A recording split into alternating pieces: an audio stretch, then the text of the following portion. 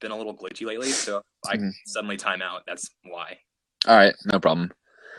Okay, so So when you say that white people should not say the N-word ever, are you saying like it should be strictly only white people that shouldn't say the N-word, or white people, black people, Hispanics, Asians? I feel that personally, like this is like a personal basis thing too. Like every black person is gonna feel differently about this. I'm just saying my personal opinion is that only black people should have the right to say the N-word. How come? Well, for one, it's a negative. It's like it's a racist word that was created by slave masters and slave owners and racist white people back in the day to keep down and oppress black people.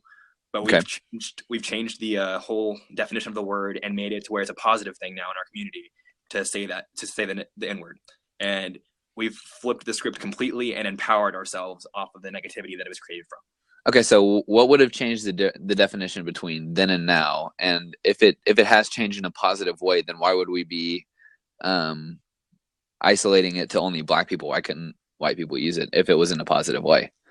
Okay, well, it's what's changed is the connotation. Because back in the day, you call someone a nigger or anything like that. You're doing it racially to divide, to demean, to oppress. But now we've made it so normalized within black society that you're like, oh, that's my nigga. Like that's a positive thing. Like you see your friend on TV, like he just got play of the week on football. Like that's my nigga. Like it's a positive thing. We're encouraging it, and so we made it like a positive thing for black people to use. But whenever it comes to white people using it, it's really hard to look past the fact that the word was created by them to demean and oppress us. So it's a little harder. So if white people are using it in the same context, though, is it still viewed as negative? I view it personally as negative, yes. Okay. So why do you think that it would be negative for, even though it was spurred in the 1900s as a derogatory term, but okay, so here's my question. So black people can say cracker, and that's not viewed as racist to some people. But if a white person says the N-word, then that would be viewed racist to a lot of people. Yeah. What's wrong with that picture? Okay, well, the word cracker originates. Are you familiar where it originates from? I'm not. Oh, okay. Well, it originates from slave masters cracking whips over slaves. So we're like, it's the whip cracker, basically. So by saying, whenever we use the word cracker, we're using it to define a person that's oppressing black society. We don't just say, like, I know that it does happen in certain cases, but I feel like personally in my experiences, the majority of the time that it's been used towards a racist person who's oppressing black people. I would feel that that's not necessarily my personal, the way that I've seen it used. However, I would say that in a society, especially as sensitive as it is today, to use any sort of derogatory term, white or black, is that it, especially with black people, using the N-word, it would be, you could see how it would be kind of confusing for white people if it's like, they don't want us using this term, but it's like, they're okay with using it themselves. Like, I don't enjoy whenever people walk around and they're like, oh, that's just ginger, because I have red hair. Yeah. I don't mind it. Like, if you're not using it in a derogatory term, then go ahead. Like, it's fun to joke about. But it's like, I personally don't mind.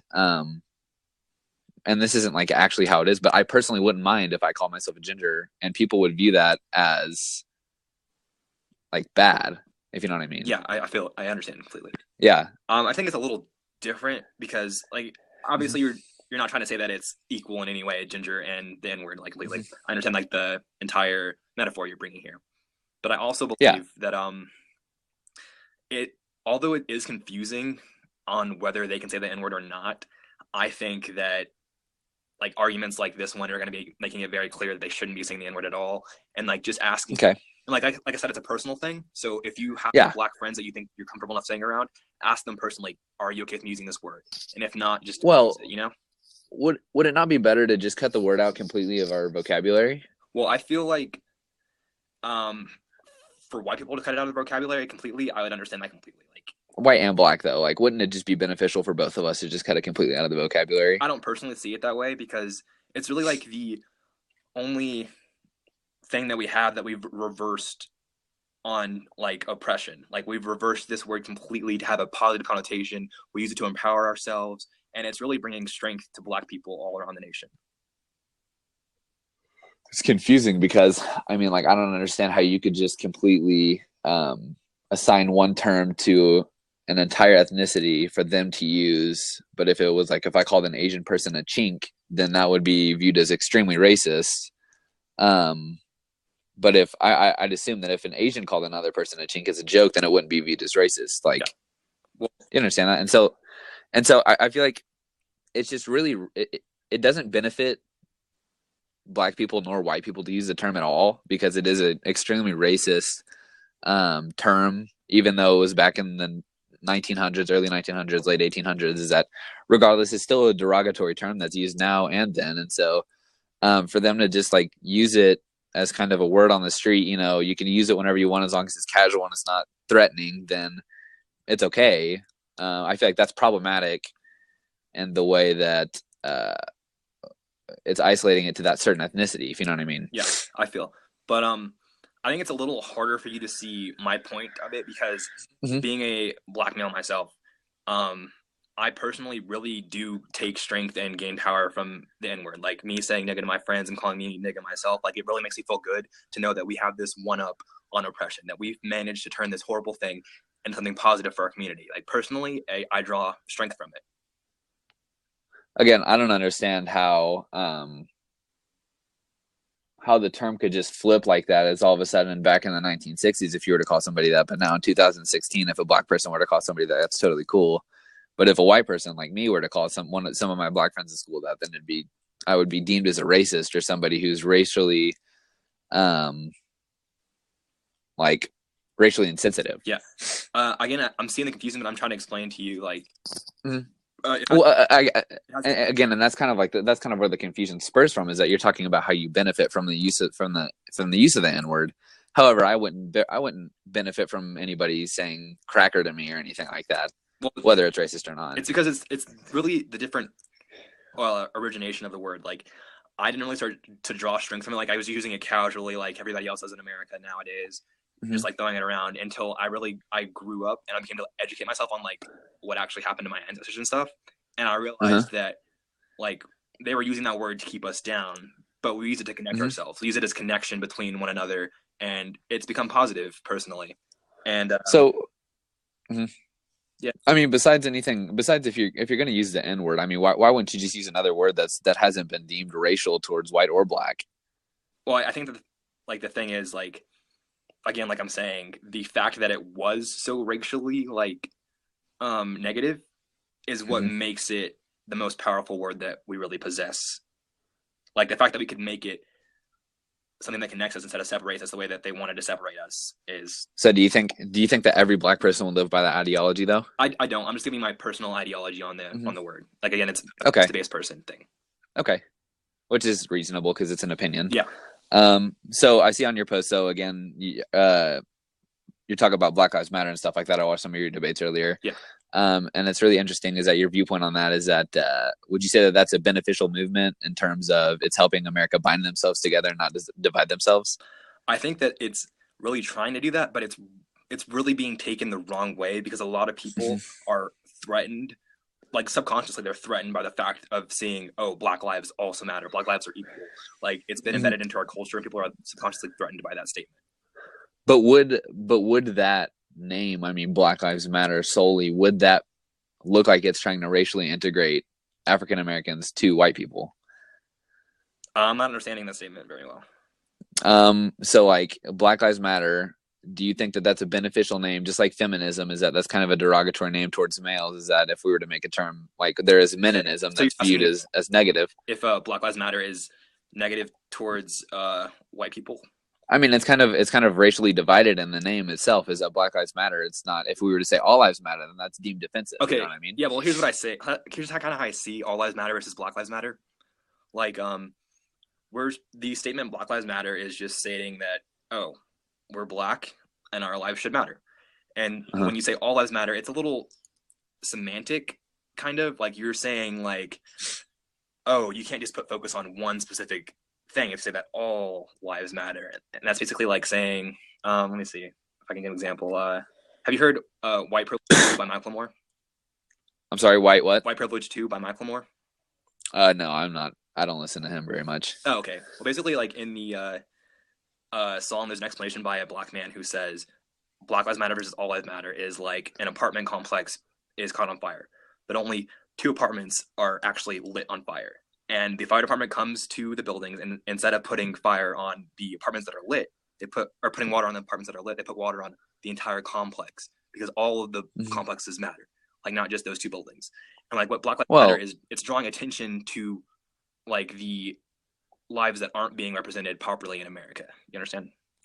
On that accord is that I wouldn't necessarily say that Black Lives Matter is like 2 burning apartments, whereas you're addressing an entire apartment building. I don't think that's what the term All Lives Matter means at all. Is that I would think that the term All Lives Matter is that would be more binding, is because that would mean that we're all equal, and instead of putting one race above the other like Black Lives Matter is doing, whether it seems to be that way or not, I just feel like it's a negatively racial dividing kind of term and an ideology and a rhetoric that has kind of pushed this country backwards instead of pushing it forwards. You know what I mean? Okay, I can see that. But for the entirety of the American history, there's kind of always been a negative rhetoric towards African Americans, and like it's being taught in history classes, it's being deeply embedded into our culture. And Black Lives Matter, again, it's not saying Black Lives Matter more. The people that are seeing it as Black Lives Matter more are people that are threatened subconsciously by the fact that we're saying that Black lives also matter. You know what I'm saying? Like, well, I mean, yeah, if you agree that all lives matter, then you shouldn't and I'm not disagree with Black Lives Matter.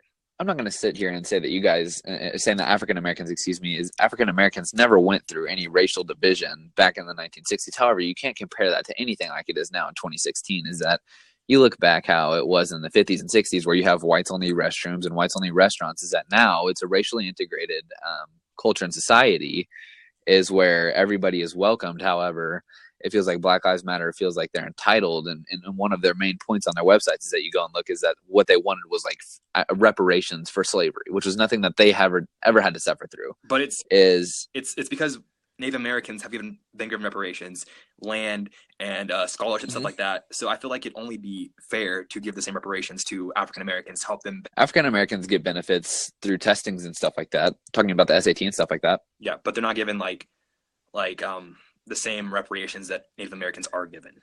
So do you guys want like land? Is that what you want? Or I mean, what do you think would be a reasonable reparation? I think it's and who would pay for it? Focus more on education, because there's the schools where in Black communities are very poorly funded. They're not very good. I think that education is the key to Black society becoming what it could be and becoming equal with all other races. You understand?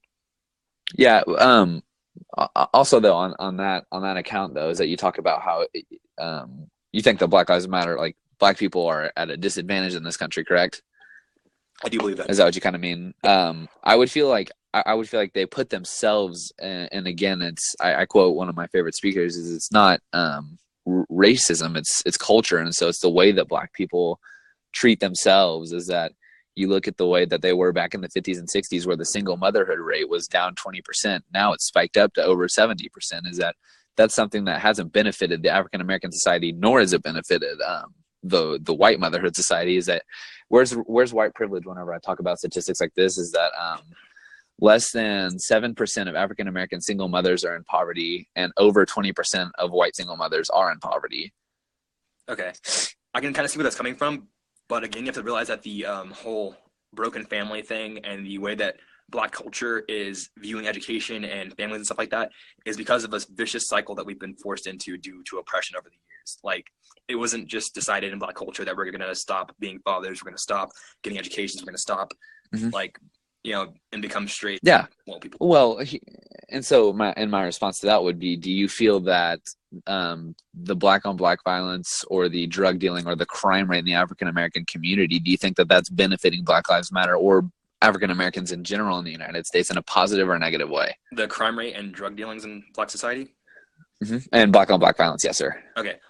Well, for one, these aren't there's no way that they could be positive benefiting anybody. And but they're not necessarily Black community's fault. It's the vicious cycle that they've been thrown into of oppression, like incarceration and things like that.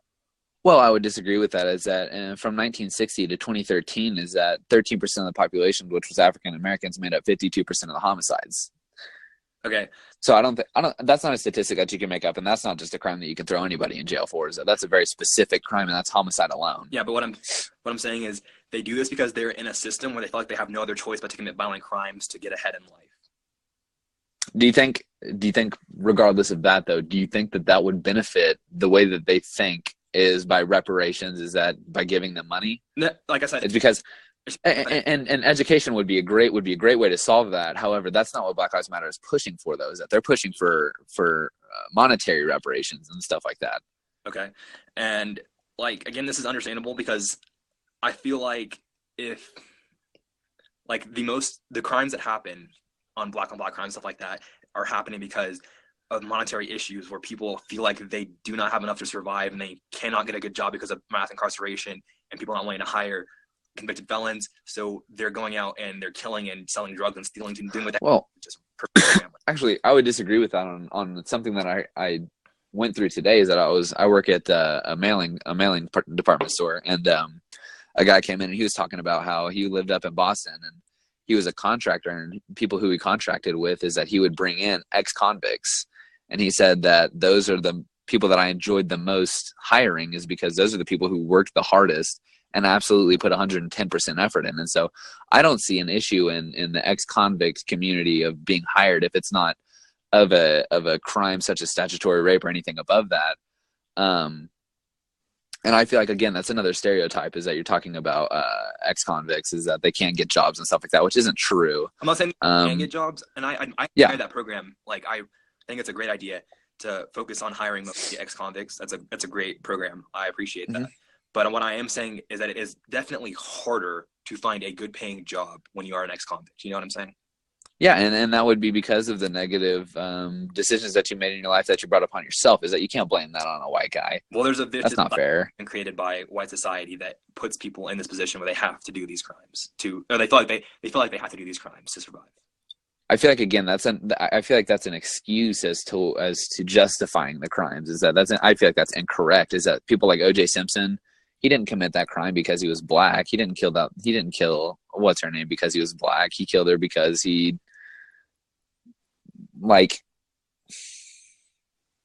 he didn't kill her because of white oppression or anything like that. He killed her because he's crazy.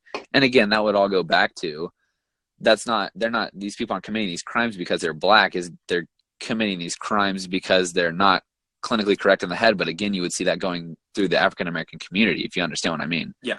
Okay. But what is like I understand that the OJ case is a very sensitive topic, and again, that's just one person's experience. Like, I do agree that was not a racially motivated crime, and that it was like a personal thing.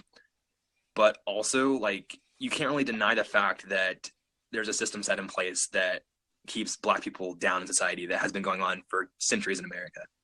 I think that I could deny that, and I could justify that, again, by the crime rate that's in the African American community, and in the single motherhood rate, is that, again, that went up since 1960. So that's nothing that's done with oppression, because if anything, if that was done by oppression, that number would have went down. And again, back to the single motherhood statistics, is that less single black mothers are in poverty, whereas a higher amount of single white mothers are in poverty. And so, again, talking about like white privilege and stuff like that, is that it just can't exist because the statistics and there's no scientific evidence of that existing. Okay, but like white privilege goes past an economic standpoint and goes to like a mentality that white people are allotted in society. Well, again, that all goes back to the crime rate in African American communities, is that African American communities commit higher rates of crime. Well, but again, that's not because of white oppression, though. You can't blame that on white oppression. Some of the crimes you can blame. I'm not saying that the crimes are justified. I'm not saying that they have the right to commit these crimes. I'm saying that they were put in a system where they felt they had to commit these crimes.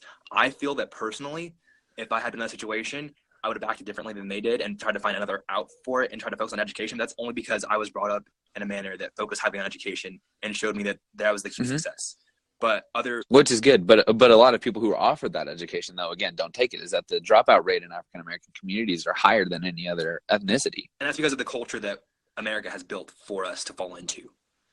So pretty much what you mean by that is that you're paying in on the white person, is that you think that it's my fault because a black kid would drop out of high school. I'm not personally blaming you. I'm saying there's people there have been people in America and in society throughout all of history that have been creating this system. I'm not saying that you personally did it. I'm not saying that any white person personally did it. Well, it's an analogy, is that you would say that a white person is the reason because of their advantage, which doesn't exist because that's a made up term, but you would say because they're white is that they succeed in education more because they didn't drop out. Oh, I mean, if you're going to say that there's white privilege, you'd have to say that there's like Asian privilege. I'd see that less as Asian privilege. Like most Asian success happens because of the strict family like structure they have within their society and their culture that they brought with them from their country as a strict like cadence on education. Talking about stuff like that is that I feel like you use Asian privilege as more of an analogy, is that you would call white people, you call it white privilege because white people benefit from the success of African Americans. That's what I view as white privilege, is that people are saying you can't talk because you're not a minority and you're not entitled to your own opinion because you're white, and you're not viewed as somebody who is dangerous or somebody whose ethnicity commits a lot of crimes or anything like that. Whenever I'm talking about stuff like an analogy like Asian privilege, is that why couldn't I use that in a term of that Chinese guy over there, he got it because he looks less threatening than I do.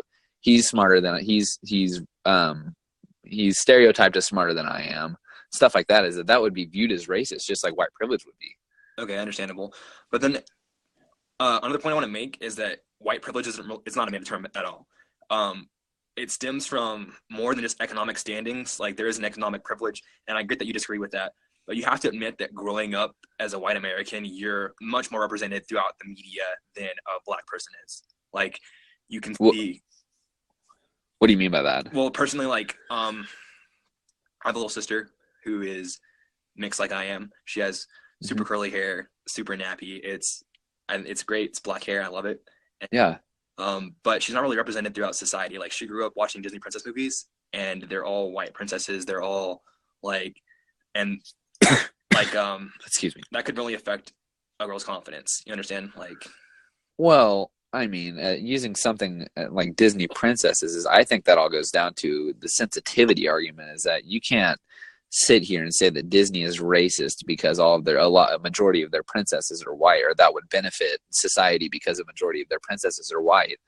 That would also go back to the time and of which it was written, and that was written back in like the 70s and 80s, whenever things weren't viewed as racially sensitive and stuff like that, and so it wasn't a big deal for a majority of people on TV to be white. Is that now, though, I feel like society has become a lot more sensitive. And the fact of you can't watch TV and not see, like, you see that all these shows have to be politically correct now because of the current agenda, is that if it's not politically correct, it doesn't deserve to be viewed on as equal or such stuff like that. You know what I mean? Yeah. And what that comes from is the fact that, okay, well, touching on Disney again, it was a very racist corporation. Like Walt Disney was outwardly anti-Semitic. So well, again, because it was back in the 1940s. That was kind of a racial era. Yeah. Yeah, but still, like being brought up, like we had one black princess, and we're like starting to slowly move towards it. But then you're still ignoring the fact that it's not a sensitivity thing. It's the fact that several young girls grow up with no role models, and they feel like they aren't represented and they're not pretty because the European standard for pretty is what is considered like attractive in America. Well, and it's recently they've had a more ethnic divide in princesses. Is that what's her name? The princess that kissed the frog. Yeah, Tiara. I mean, like, and then Pocahontas, and then you have all those other princesses again, which I feel like that shouldn't be viewed as a racial thing whatsoever. Is that it's a kid show and it's whatever appeals to them. Is that back in the medieval times, a majority of those people, it's based off of a setting that was majoritively white. Yeah, okay, but what's happening is, it's little kids are very perceptive and very impressionable. So when they see that they're not represented on TV, they're like, oh, I don't look this way, so I must not be beautiful. And also, what is happening is like it's not just with little black girls and their confidence, it's with black men also. Like you never see a black man successful on TV with a degree. He's always has to have a basketball in his hand or a microphone, like entertaining society. So it's really hard for black people to think that we can be successful through education when we're not represented as being successful through education. Well, a lot of people didn't like Ben Carson, and if you look at his situation, and if you've ever watched his movie Gifted Hands, is that you look at where he came from and where he came from, is that the way he was raised, is that it was completely different. than what I was raised in. Is I was fortunate enough to be born in a family where my dad was a lawyer and he had a great career set out because he worked very hard as a young man. He didn't benefit from anything of what I would know as white privilege. Is that he pulled carpet for half of his life until he could pull himself through law school. But I mean, I'm sorry, I lost my train of thought. No, you're good.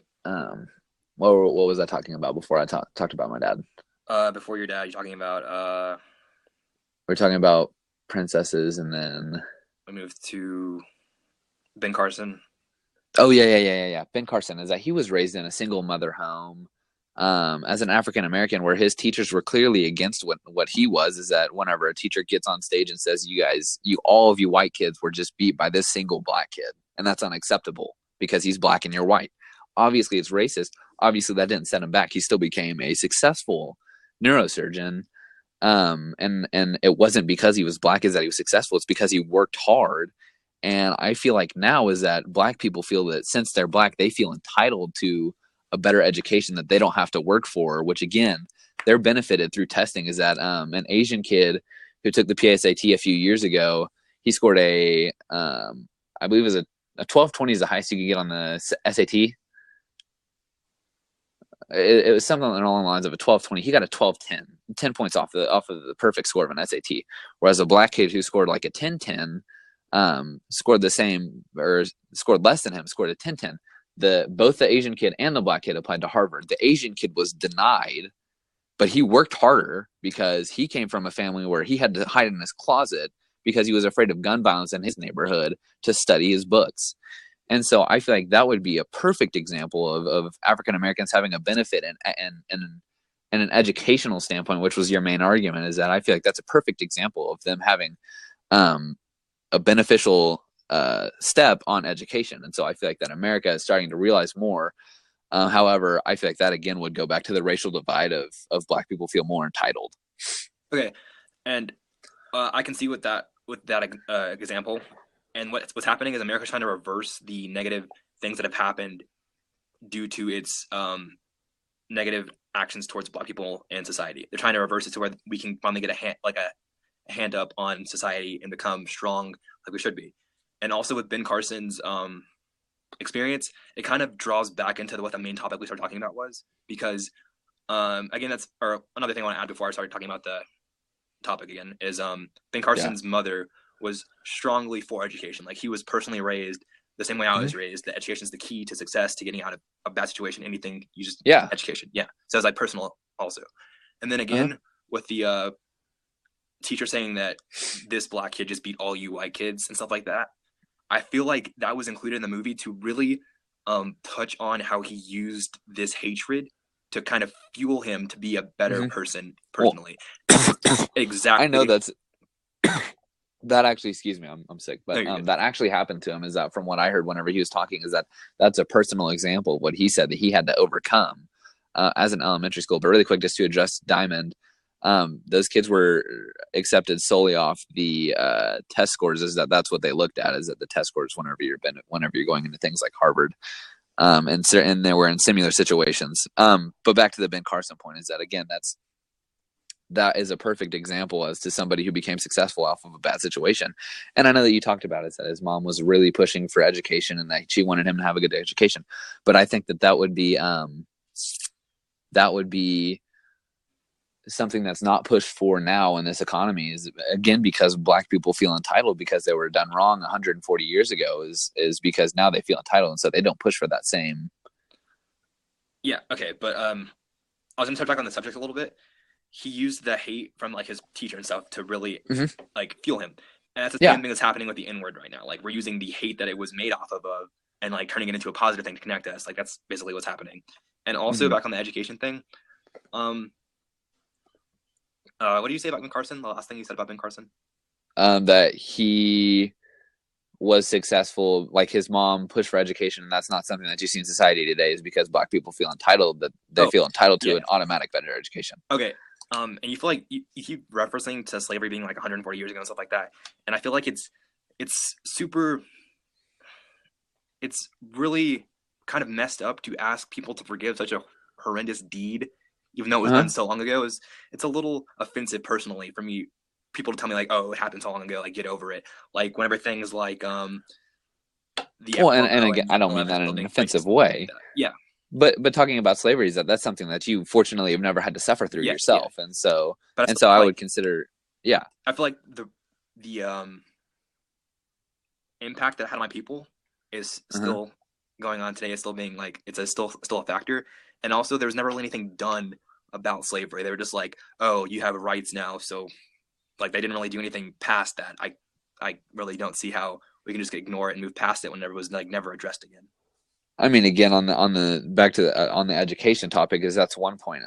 But I mean, you look at the way is that black on black crimes are running so rampant right now, and we're supposed to be a country of division, and they're talking about how they want white people to be equally as equal as black people. But I mean, if you look and if you really look closely to the statistics, they are and they can be as equal as white people if it wasn't for the black on black crimes that happen every single day. I believe I saw a study from 2012, 500 no 2014, 500 African Americans who were killed, and less than 2% of those were white cops shooting a black unarmed man. Okay. And so again, that leaves a 98%, and regardless of like some of those were crime, like out of spite of drug hatred, or some of those were white people killing black people.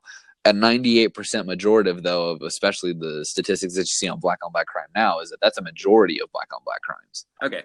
Well, the majority of crimes committed against white people is also it's a white on white majority that's happening here, and not homicidal though. Yeah. You think it's homicidal? 80% of white homicides are committed by white people. Really? I haven't seen that statistic. I saw it a few weeks ago. Okay. Yeah. It may have been incorrect. Probably should look further into it. Might be. Hold on. I read it on I'm gonna check that just to make sure. Like, if that is, that's a really good point that you'd make.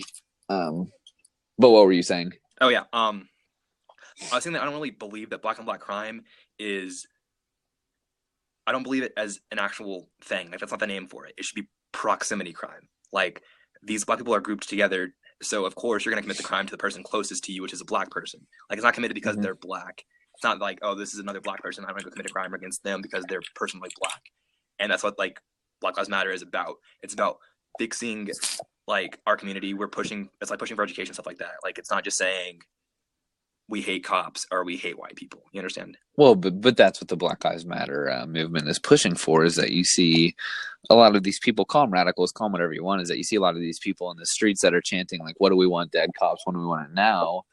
Regardless of if that's radicalized or not, is that's still a really negative thing to chant in the street, especially whenever you're trying to put for a "we love everybody" kind of rhetoric. You know what I mean? Yeah. And again, I touched on this a few other arguments. It is a radical group, and every single movement has them. There's people in America that want every other race dead, but we don't focus on that. Like we're trying to minimize it. And but the argument that I would make on that is that Black Lives Matter doesn't do anything to disavow those chants or anything like that. Whereas I don't personally, and I would disavow the KKK 100 days every single day. Yeah. As long as it would be needed for them to be shut down, because it's a completely racist organization that nobody agrees with. Hardly anybody agrees with the KKK, especially whenever you pin that on like Donald Trump, is that he was supported by the KKK. Well, Hillary Clinton was endorsed by a person who was in the KKK from 1940 to 1980. However, after 1980, he disavowed the KKK. Regardless, there was still 40 years of moving room. So if I would say that if that were to happen now to Hillary or Donald Trump, that would be viewed as, that's a completely different topic though. But talking about like the radical groups, is that you look at it, and then same thing with feminism, is that you have radical feminists talking about stuff like that, is that however, the feminist movement doesn't do anything to disavow that. And so I would feel like that would be where in between like things like the KKK, where that's disavowed by a lot of white people every single day, against Black Lives Matter, who don't do anything to talk negatively about those movements or those riots or anything like that. Yeah, I can't speak on why Black Lives Matter isn't denouncing these radical acts, but I do know that whenever they go out for protest, their main goal is not destruction. It's not cop killing. It's really not any of that. It's being portrayed like that on the media, and Yeah. I feel like it's yeah. Um, Call it what you want. Is that sure it's the media. However, is that again, it all comes back to Black Lives Matter isn't disavowing these negative things that are hurting their movement, obviously, and it's illegitimizing it. And so, I mean, I don't know how you'd respond to that. Is that talking about those radical movements? Is that again, it just negatively affects Black Lives Matter? Yeah, I can see that, and I'm not sure why they haven't announced it, but I do know that they don't stand for it or with it. Okay. Sorry, I'm gonna go Google. It's a statistic, yeah. Yeah, the white on white statistic really quick if that's cool. Yeah, no, you're good. I want to see my facts are straight too. So I also would like that. Yeah, I'd hate to be using that incorrectly. Yeah, because that's kind of a big deal.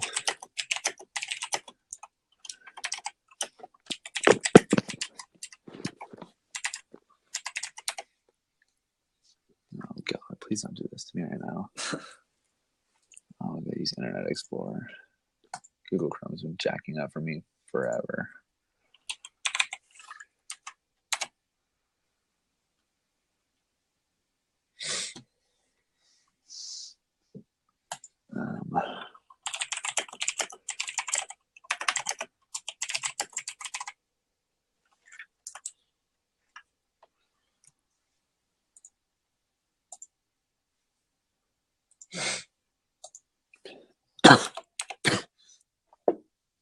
My Internet Explorer isn't pulling up right now.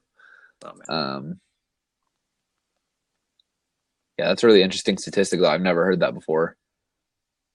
I'll do further research if my Internet Explorer is not pulling up right now. I'm not faking it, but yeah. I'll look into that though. That's an interesting statistic that I've never heard before, especially 80%. That's a really high number. But talking about that though, is that they're not a majority, especially as the minority. They're not a majority as African Americans are committing these homicidal crimes. You know what I mean? Yeah. And again, I don't feel like I'm blaming white men for these like crimes. I'm not saying that every white man in America is the reason that all these murders are committed. I'm just saying that I personally believe that there's a vicious cycle and system set in place to like institutionalize a black man to think that incarceration is like people feel when they're incarcerated, they feel like that's home. So when they leave, they don't know what to do. They don't know how to cope with the real world. It's a lot harder out there to get a good job, stuff like that. It's much harder out of prison. And I feel like this system is meant to keep black people in prison because like the 13th Amendment abolishes slavery unless you're imprisoned. So if you're in prison, you can still do free labor. But that's not a loophole. That's not a loophole that's used. And I know that there's actually a documentary on Netflix that talks about that. The 13th. I completely forgot. The 13th. I've never seen. I didn't finish that, but I started it really late one night. And I got up to that point where it talked about the loophole. Yeah. But that's not something that you see that's used ever as the loophole that's ever used. Is that and if it was, and if there was ever a court case against it, I'm sure it would be abolished on the day that it was presented to the Supreme Court. However, there aren't any cases of that. But I mean, you make some strong points. I need to go right now because I have school here in 6 hours, and so I need to be able to get up and function. But you made some really good arguments, and I would encourage you to keep it up. Is that it's really good that you're definitely entitled to your own opinion. You're very good at debating, and you're very respectful. You too. Thank you. And so, yeah, just keep it going, man. It's interesting. It's fun to talk about. And if people like me and you didn't have disagreeing opinions, then there would be none of this. And so, yeah, I encourage you to keep it going, man. You too. All right. Peace out. Yeah.